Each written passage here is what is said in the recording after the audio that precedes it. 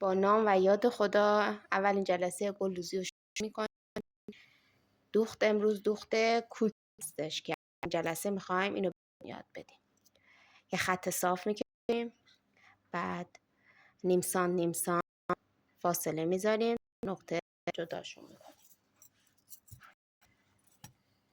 سوزن رو از پشت پارچه میاریم بیرون، از این نقطه میبریم داخل.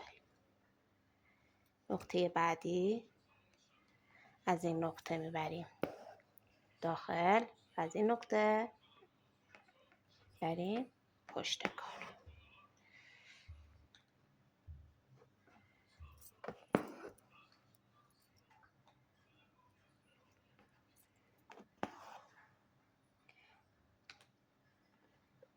این دوخت کوک هستش که تو گلدوزی از این دوخت استفاده میکنن.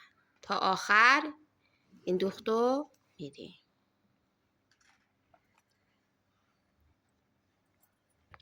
خب دوخت بعدی دوخت بخیه هستش. یه خط صاف میکشیم، نیم سانت جدا میکنیم.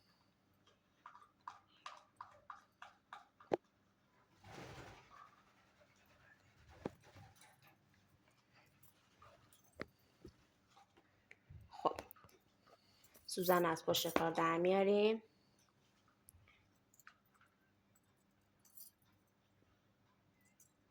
گره میزنیم و باید به این حالت باشه. یه طرفش رو گره میزنیم، یه طرفش بازه، گره نمیزنیمش. سوزن از پشت کار در میاریم،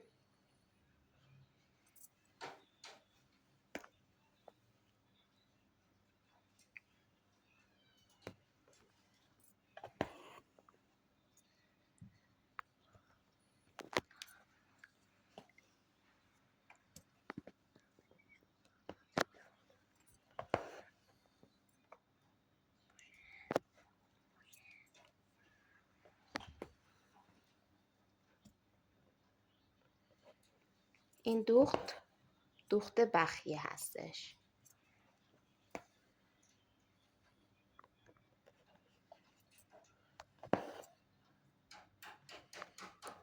میخوایم از پشت کار کورش کنیم، برعکس میکنیم، سوزن رو دورش میپیچونیم، با دست نگه میداریم، قیچی میکنیم.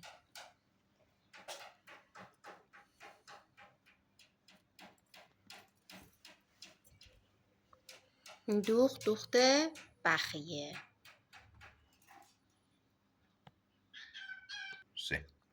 دوخت بعدی دوخت شلال هستش. یه خط کشیم، نیم سانت جدا میکنیم.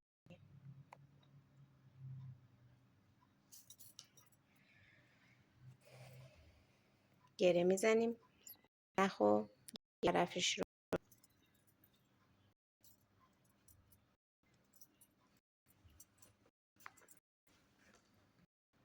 نخ رو از پشت کار در میاریم. اول بخیه میریم، بخیه رو میریم،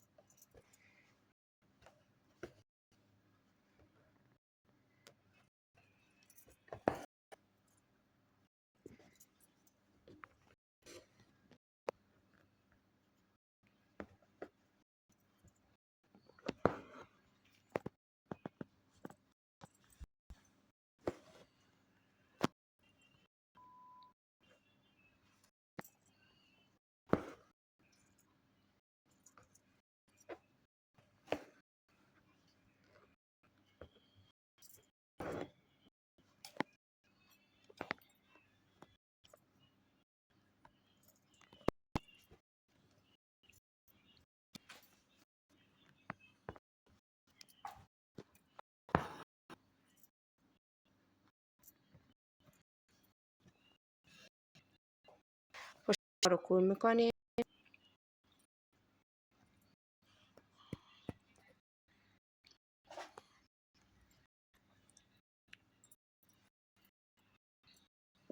سوزن نخی و سوزن.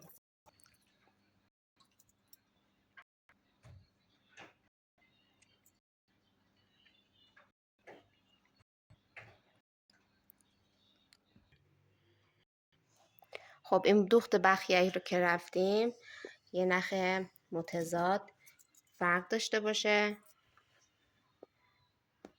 نخشو سوزن میکنیم. سوزن در میرم از پشت کار بیرون.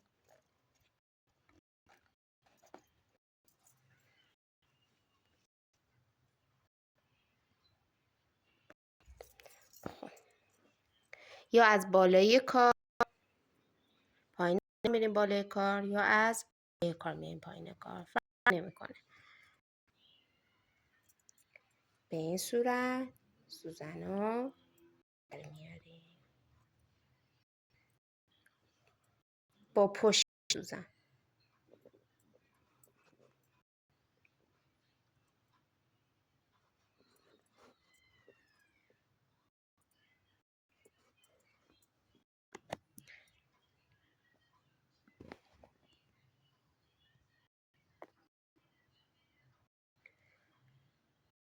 خواستیدن کار تموم شد برید پشت کار و از پشت کار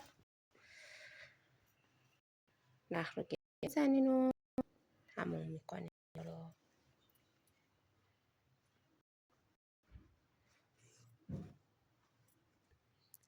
دوخت بعدی دوخت وسط هستش. اول یه خطی رو ترسیم میکنیم، بس میکنیم، نیم سانت باز جدا میکنیم.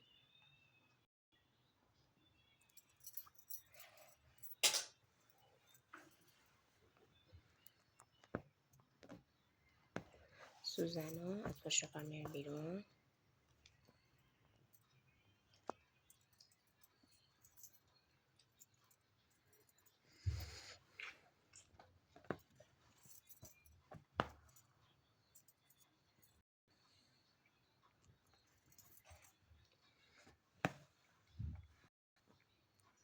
سه از این ور جدا میکنیم، سه از اون ور.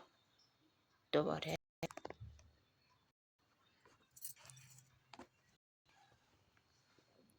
از وسط کار میایم بیرون.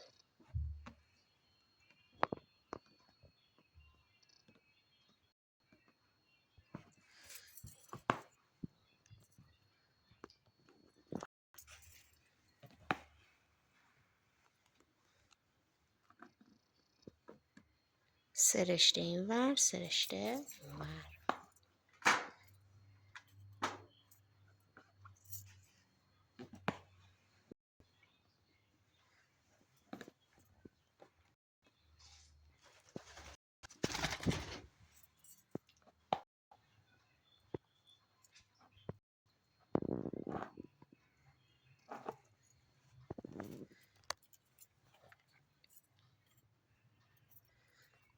دوباره همین کار رو تکرار کنیم تا آخر.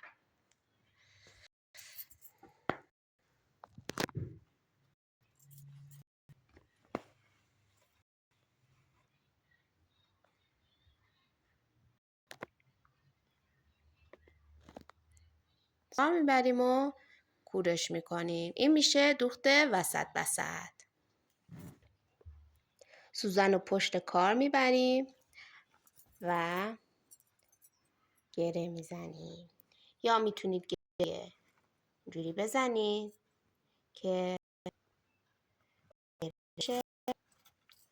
یه تیکه یه کوچه از پتون بگیریم گره بزنیم بشه.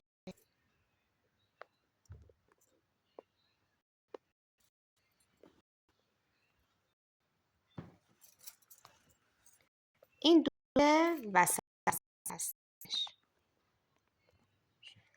امروز اولین جلسه بود که داشتیم ما 3 تا دوخت بهتون یاد دادیم. دوخت بخیه، دوخت بخیه، شلا و وسط.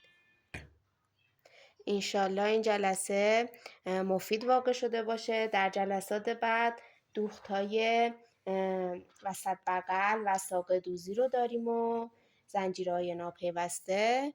انشالله در جلسات بعد با ما همراه باشید.